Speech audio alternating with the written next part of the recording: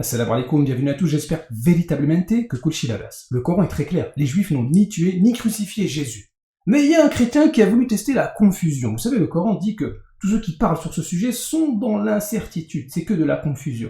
Et aujourd'hui, un chrétien a voulu prouver que selon le Coran, eh bien Jésus a bien été tué et crucifié. Mais on pourrait se demander pourquoi ces gens-là cherchent de la confusion dans le Coran. Eh bien parce que, comme on l'a déjà vu dans plusieurs vidéos, la confusion au sujet de la crucifixion de Jésus, elle est d'abord dans la Bible. Donc comme c'est difficile d'être clair dans la Bible, ils sont obligés de trouver quelque chose dans le Coran. Mais ça va pas du tout bien se passer. Sur 19.15, Yahya, sur 19.33, Issa. Et regardez comment les deux formules se ressemblent. Pour Yahya, que la paix soit sur lui le jour où il naquit, le jour où il mourra, là c'est mot, un mouton, et le jour où il sera ressuscité vivant. 19.15. Un petit peu plus loin pour Issa, et que la paix soit sur moi le jour où je naquis, le jour où je mourrai, un mouton, et le jour où je serai ressuscité vivant. Et donc ce parallèle, il ne peut pas être le fruit du hasard. Impossible que ce soit le fruit du hasard. Ils mettent sur un pied d'égalité Yahya, Jean-Baptiste, et Jésus. C'est obligé qu'on les mette en parallèle. Et ce qu'on sait de Yahya, c'est qu'il a été tué en martyr. C'est confirmé dans Matthieu 14, c'est aussi confirmé dans l'histoire des prophètes et tout Katir, et dans les deux cas, par décapitation.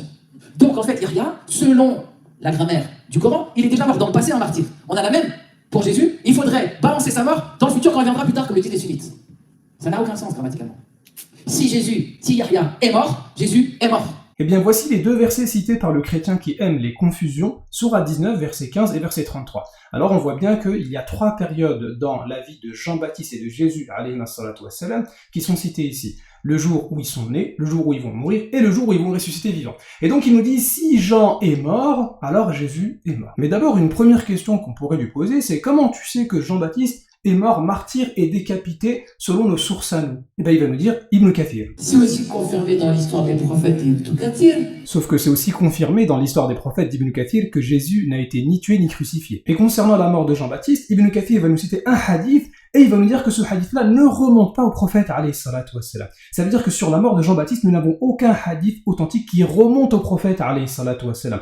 Or toi, tu as dit concernant la crucifixion, Il n'y a pas un seul hadith qui vient du prophète, encore moins un hadith qudsi qui viendrait sur la parole d'Allah, à ce propos-là. ça veut dire que toi-même tu es en train de reprocher aux musulmans de ne pas avoir de hadith authentique qui remonte au prophète alayhi salatu wassalam au sujet de la crucifixion, mais par la suite tu vas te baser sur Ibn Kathir alors qu'il n'y a pas non plus de hadith qui remonte au prophète alayhi salatu wassalam sur le martyr de Yahya. Ce sont des paroles des salafs, des paroles des anciens. Alors si maintenant on prend les paroles des anciens sur la mort de Yahya, on prend aussi les paroles des anciens musulmans qui disent clairement que Jésus n'a été ni tué ni crucifié. Ça veut donc dire que ta méthodologie hypocrite qui consiste pour Jean-Baptiste à prendre n'importe quelle source et quand tu parles de Jésus, non je prends qu'aussi un hadith authentique, en fait, elle se retourne contre toi. Donc, ça veut donc dire que ton parallèle sur la mort de Jean-Baptiste qui serait mort martyr et Jésus aussi qui serait mort martyr, ça marche pas. Parce que pour Jean-Baptiste, on n'a pas de source authentique qui remonte au prophète, alayhi salam, on n'a que des paroles des anciens, alors que pour Jésus, nous avons un verset clair du Coran. Bon, maintenant, regardez comment ce chrétien, malheureusement, en fait, il va rentrer dans une confusion qui est encore plus extrême et il va renier même sa propre Bible.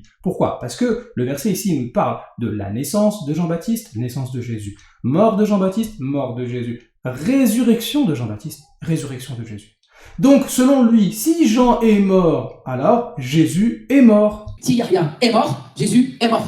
Mais si on applique sa logique à lui, Jean-Baptiste, quand est-ce qu'il va ressusciter? Le jour dernier. Ça veut dire que Jean-Baptiste n'a pas encore été ressuscité. Donc si on applique sa logique à lui, Jean-Baptiste n'est pas ressuscité, Jésus n'est pas ressuscité. Erreur 404, comme vous aimez bien dire. Or, pour les chrétiens, Jésus est mort et il est ressuscité 3 jours après. Et pourtant, dans la Bible, si Christ n'est pas ressuscité, votre foi est vaine. Tu vois ce que ça fait de vouloir rentrer dans le Coran? Le Coran, c'est trop fort pour vous. Vous êtes encore dans vos péchés. Donc en fait, là, ce que ce chrétien vient de faire, il vient de nous prouver que Jésus n'est pas ressuscité. Voilà. Jésus n'est pas ressuscité, donc ta foi est vaine, tout ton christianisme disparaît. Alors maintenant, si tu veux continuer à lire le Coran, bah pourquoi pas?